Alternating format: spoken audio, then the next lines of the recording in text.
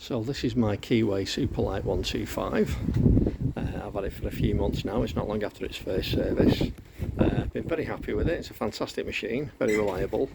Bit of background about me. This is my first motorcycle. I've had a 125 scooter before now, also a Keeway, the Keeway Superlight, which was fantastic.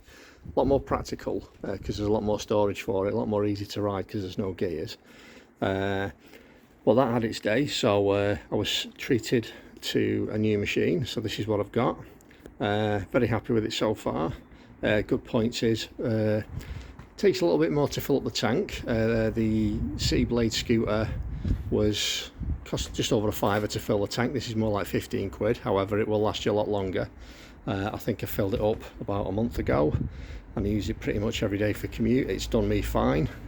Very economical.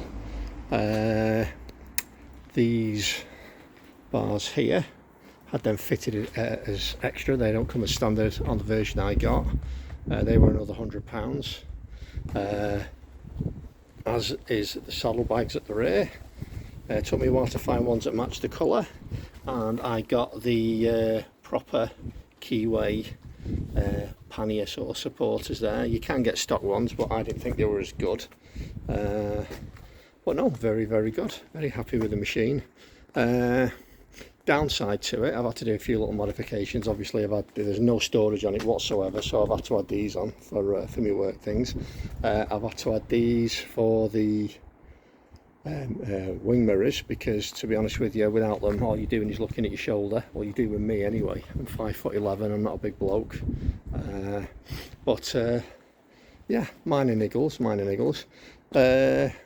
It looks amazing, as you can see. It looks like a Harley or something like that. Downside to it is it's not very fast. My 125 scooter was quite quick off the mark. Could get up to kind of 56 miles an hour, you know, on a good day. This, I've not had it over 50, to be honest with you. I'm in no rush to, because you know, I'm not in a rush to get anywhere. I like looking good when I'm getting there though, and this does look the part. It really does. It's a lovely looking machine. As I say, it's got an electronic start, it's kick start. Another downside to it is the obviously this is something I've added myself. These displays here, perfectly functional, nothing wrong with them, except in a bright day, forget about seeing the you know, the indicator lights or the neutral lights, because they're just at the exact right angle that they dazzle you in the sunlight. So that's a bit of a downer. First thing I did, treated it with ACF 50 to stop rust. Maintenance compared to a regular scooter is a lot more intensive. Obviously with a scooter you're just checking the oil and pretty much that's it. With this, it's the chain, it's the oil, you know, I'm always tinkering with it, which I don't mind because it's kind of my little hobby now. It's nice, something that I think you do, you get to a certain age. But yeah, I'll just give you a walk around. As you see, it's a nice looking bike. Excuse the bins in the background. The L plate thing, when I bought it, it had a big white L plate sticking on the top of this. It was quite, you know, I didn't think it was particularly, you know, it spoiled the lines of the bike. So that's a little bit more discreet there. Of course, still completely legal in the UK. Again, these pannier bags I'm very happy with. I think they're like kind of fake leather, or the leather PVC or something like that, but I've sort of coated them with a waterproof thing anyway, so you know, that's nice. Just make them last a little bit longer. And there we go. All in all, a good bike. I wanted to just do something like this because I've noticed a lot of the videos on YouTube tend to be either quite old, or you know, they're in foreign language and they're quite difficult to follow. And I just thought it would be beneficial to a lot of people to see kind of an updated one.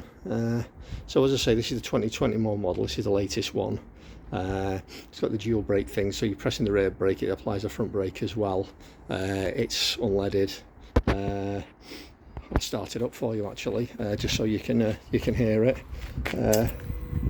Just wait for the fuel injector to kick in, and here we go.